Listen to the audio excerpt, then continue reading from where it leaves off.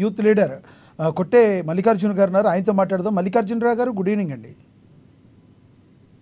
నమస్తే అండి. అలాగే డిబేట్లో పాల్గొన్నటువంటి ప్రతి ఒక్కరికి అందరికీ శుభాకాంక్షలు.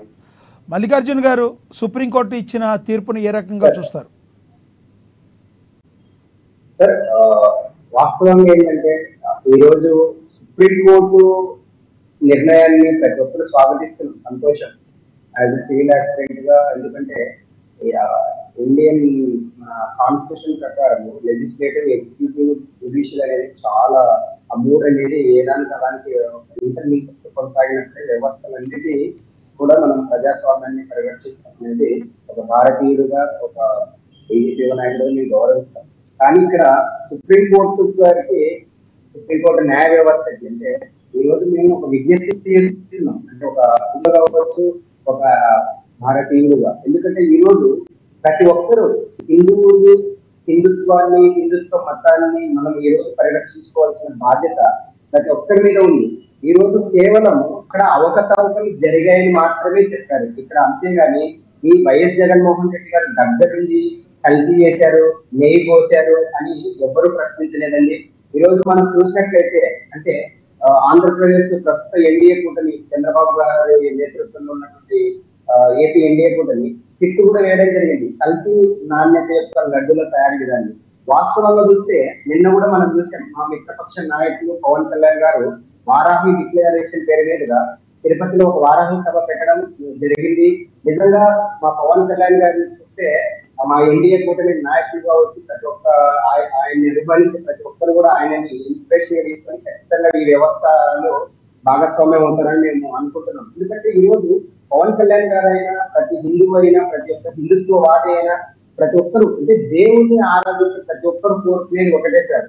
ఈ రోజు ఒకప్పుడు అంటే పురాతన కాలంలో దేవాలయాలు అనేవి ఏ విధంగా ఉండేవి అంటే ఆధ్యాత్మిక కేంద్రాలుగా, అదేవిధంగా స్పిరిచువల్ తో పాటు కళా కేంద్రాలుగా ఉండేటివి.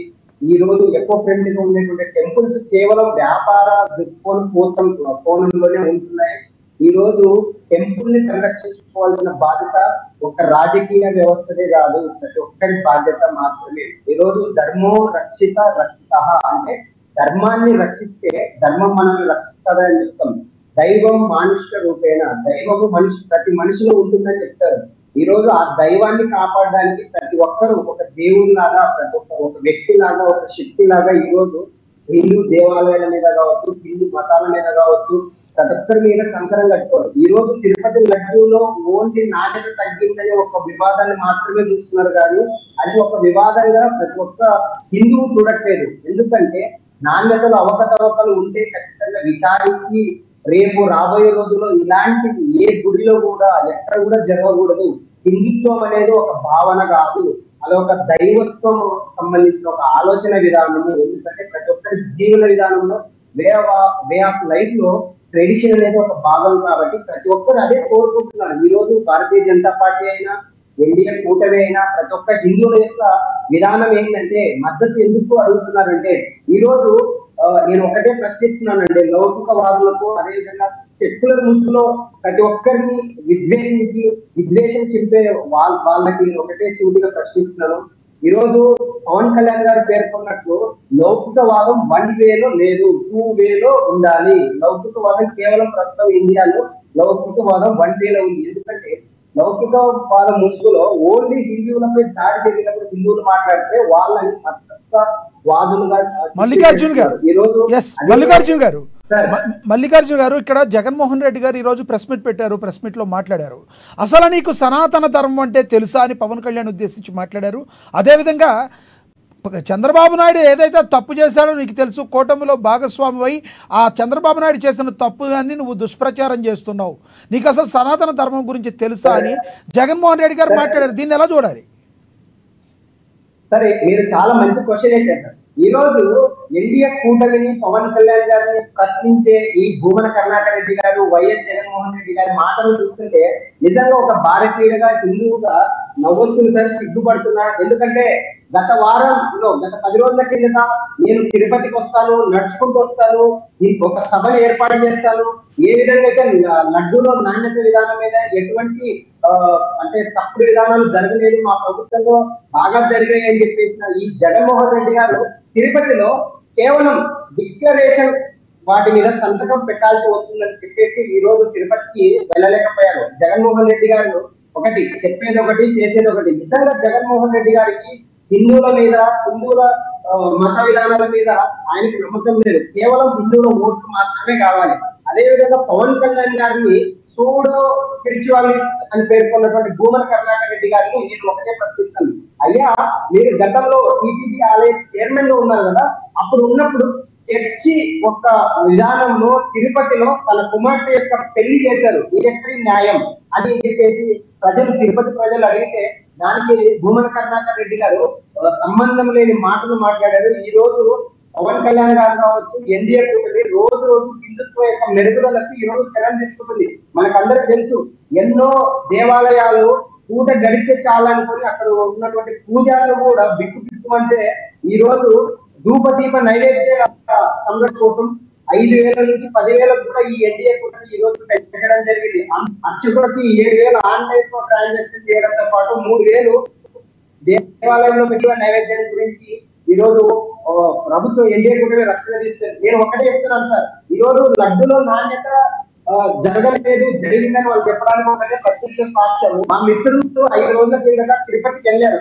అంటే పవన్ కళ్యాణ్ గారు వారాయి సభ పెట్టే ముందు వాళ్ళు తిరుపతి నుంచి తీసుకొచ్చిన ప్రసాదం ఇది. సాక్షాత్తు నేను కూడా తీసుకోవడం జరిగింది. ఈ తిరుపతి ప్రసాదము దీన్ని కేవలం ఒక ప్రసాదం లాగా ఎవరు స్వీకరించారు. ఎందుకంటే ఇది ఒక దైవం లాంటిది. ఇది మన దగ్గరకు వస్తే మనము త్వరలో సాక్షాత్తు శ్రీవారిని దర్శించుకోవాలి, ఆయన ఆశీస్సులు ఉంటాయి. ఇందులో నాణ్యత ముమ్మాటికి మెరుగైందనడానికి ప్రత్యక్ష సాక్ష్యము నేనే. ఎందుకంటే ఇందులో లడ్డు ఎంత బాగుందంటే చాలా బాగుంది. ఒకసారి మీరు అందరూ పరిశీలిస్తే ఇందులో వాడేటువంటి ఐటమ్స్ కావచ్చు, ఏవైనా కూడా ఇవి చూసి కూడా చాలా మంది ప్రశ్నిస్తారు. ఈ డిబేటర్స్ ఈ లడ్డు గురించి నేను లైవ్ లో చూపించినటువంటి లడ్డు మీద కూడా ఖచ్చితంగా కొంతమంది లౌకికవాద ముసుగులో హిందుత్వాన్ని ప్రశ్నించే వాళ్ళు ఖచ్చితంగా ట్రోల్ చేస్తారు. నేను వారందరికీ ఒక్కటే ప్రశ్నిస్తున్నాను, డిమాండ్ చేస్తున్నాను. ఎన్డీఏ కూటమి తరఫున, భారతీయ జనతా పార్టీ నాయకులుగా, అదేవిధంగా ఎన్డీఏ తరఫున ఈ రోజు మా మిత్రపక్ష నాయకులు పవన్ కళ్యాణ్ గారు ఒకటి వారాయి డిక్లరేషన్ లో పేర్కొన్నట్టు ముమ్మాటికి నిజం. ఈ రోజు హిందూ ధర్మ పరిరక్షణ కోసము ప్రతి ఒక్క హిందువు కంకణ బద్దనం కట్టుకొని కంకణ బద్దుడై ఈ రోజు హిందూ ధర్మ పరిరక్షణ బోర్డు ఏర్పాటు కోసం కృషి చేయాలి. ఈ రోజు హిందూ ధర్మ పరిరక్షణ బోర్డుని ఏర్పాటు చేయడమే కాకుండా అదేవిధంగా ముస్లింలకు చర్చలకు ఏ విధంగా అయితే అంటే నిధులు సేకరిస్తారో, నిధులు కేటాయిస్తారో ఆ విధంగా హిందుత్వం యొక్క అభివృద్ధి కోసం, హిందూ దేవాలయాల అభివృద్ధి కోసం భవిష్యత్తులో ఇలాంటి అంటే దాడులు హిందూ దేవాలయాలు కావచ్చు, అదేవిధంగా భావనలు, హిందుత్వ భావనల మీద జరగకుండా ఉండాలంటే హిందూ ధర్మ పరిరక్షణ బోర్డుతో పాటు వారి పరిరక్షణ పెంపొందించడానికి నిధులు సపరేట్ మనం కేటాయించడం జరగాలి. అదేవిధంగా లడ్డూ తయారీ నాణ్యత కోసం ఆంధ్రప్రదేశ్ ప్రభుత్వం ఈ రోజు ఒక సిట్ ఏర్పాటు చేసింది 5 స్థాయిలో.